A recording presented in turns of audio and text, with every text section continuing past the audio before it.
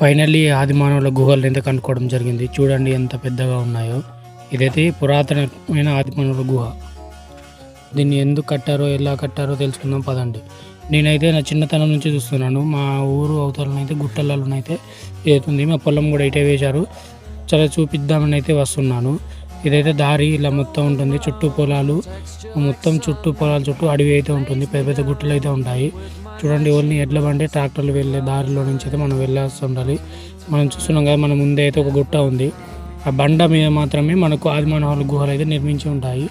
అవి ఆదిమానవ గుహలు అంటారు, కొన్ని రాక్షస గుహలు అంటారు. చాలా రకరకాల పేర్లు అయితే పెట్టారు. నిజానికి అవి ఏం గుహలు మాకు కూడా అంత క్లారిటీ లేదు. పెద్ద మనుషులు రకరకాలుగా ఊళ్ళో అందరూ చెప్పుకుంటూ ఉంటారు.